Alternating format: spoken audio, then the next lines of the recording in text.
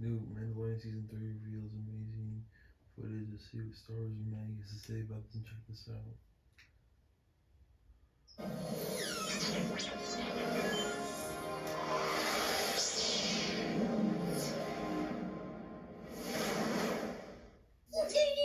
Hello my dear friends, and welcome back to another video. So once again, we're focusing on Mando Season 3 as we approach Wednesday. We have a new TV spot with some awesome details, but first of all, Jon Favreau just gave the most important interview for The Mandalorian Season 3. He revealed so much. First of all, Season 4, which he's already written, is not going to be the last, and this show is part of a larger story that's going to play out over the years. We might be getting 5, 6, 7 or more seasons of the show, many more spin-offs, and almost certainly some movies. But he debunked the idea that we're near the end, which is really good news. He also addressed Grogu being both Mandalorian and Jedi, saying he's very much like Tar Vizsla, but he wouldn't reveal what's in Grogu's future. That is something the third season is going to address. Now speaking about Season 3, he said, quote, "There's lots of questions that have to be answered, and hopefully it all comes together in this season as they return to Mandalore, and we figure out how this Mandalorian culture evolves past this critical point in their history." He also teases that just like in Season 2 with Ahsoka and Luke, there are some more internet-breaking moments in the third season. In other Mandalorian news, before we talk about the footage, Pedro Pascal has described the casting of Christopher Lloyd, who plays an old Mandalorian, quote, "iconic, smart, and interesting." And so now, my dear friends, let's break down this footage. It opens with a shot of Din Djarin with the voiceover of Carson Teva that we heard in the final trailer. He warns there is something dangerous going on out there, and we assume this continues on from the siege, Palpatine's contingency, Moff Gideon, and what the Imperial Remnant is up to. Last week when I spoke with Paul Sun-Hyun Lee, he couldn't reveal much, but he seemed to affirm my suggestions that this is in reference to the Snoke clones, or whatever you want to call them. I just use that term colloquially. So next up we see some Niktos, a Trandoshan, and Quarren in a mixed species pirate gang that have threatened Greef Karga on Nevarro. Inside Greef's office, where we know the armor is also going to appear, Mando shoots for Quarren, all the while holding Grogu, a multitasking space dad. Then an adorable shot of the baby himself. Just look how cute his face is. We get this awesome still of Mando's fleeing the scene of an explosion, again probably on Nevarro, using their jetpacks. Bear in mind a lot of this footage is from the first episode.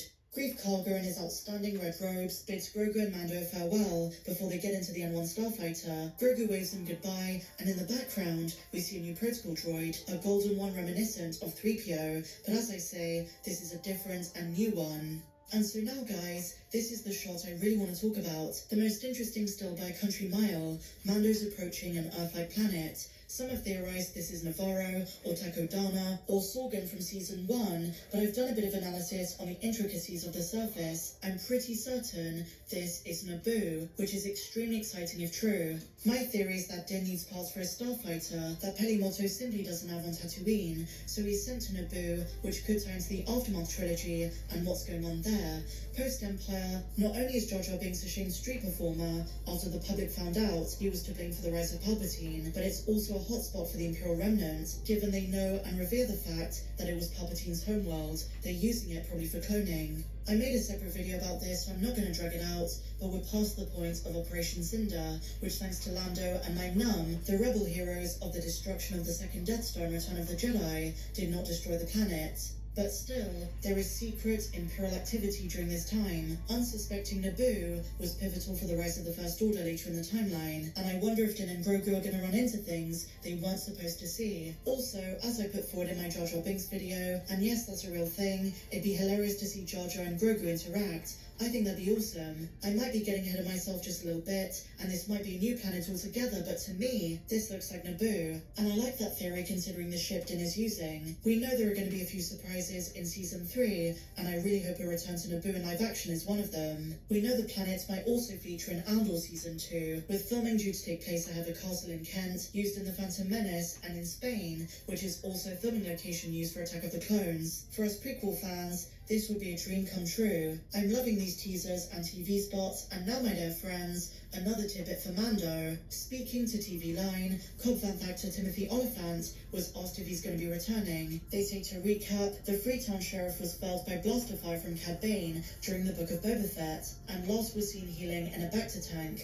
with a mods artist ready to do some work. Timothy Oliphant, alas, wasn't spilling on the gunslinger's fate when we spoke to him this week. In his own words he said, You guys know the world better than I do, and you know that even if I knew anything, I wouldn't say shit. The NDAs are very, very strict, so even if he is in season 3 and fingers crossed he is on Tatooine, he would never spill the beans. He's got to keep it coy. Ever since the Aftermath books, I've loved this character. He was awesome in Mando as well, and now he's going to be RoboCop, modded out, badass, and given what happened during his encounter with Cad Bane, he's ready to defend Tatooine at all costs. I think if Boba Fett goes off-world, Cobb Vanth would make an awesome leader as backup. Not to mention the mod gang could be a security. I really think those guys were underrated. I know they look like they should be on Coruscant, not on Tatooine, but I do believe fans really harshly judge them. I think given a Book of Boba Fett second season, which might happen, with better writing and better use, they could be really fun. As I said before, the Book of Boba Fett had so much potential. In spite of my criticisms, there is so much I love about it, so fingers crossed. And speaking of a possible appearance by Cobb Vanth, you can't forget Tanti. I suspect he's going to step up to a bigger role following the Battle of Mos Espa.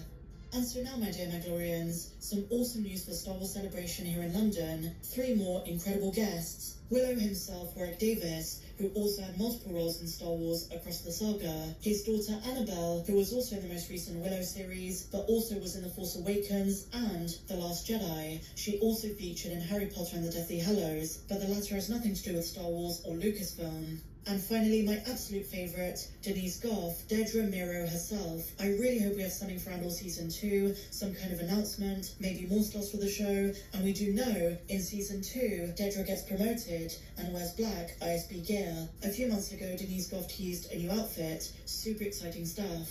She was phenomenal in the series, and I'm so glad Tony Gilroy spotted that talent, because in case you don't remember, she almost quit acting. She almost called it quits. Thank the maker she didn't. She is one of the best parts of the Andor show. Perfect as the stern-faced, ice-cold agent, Dedra Miro. I just can't get enough of her. I can't breathe.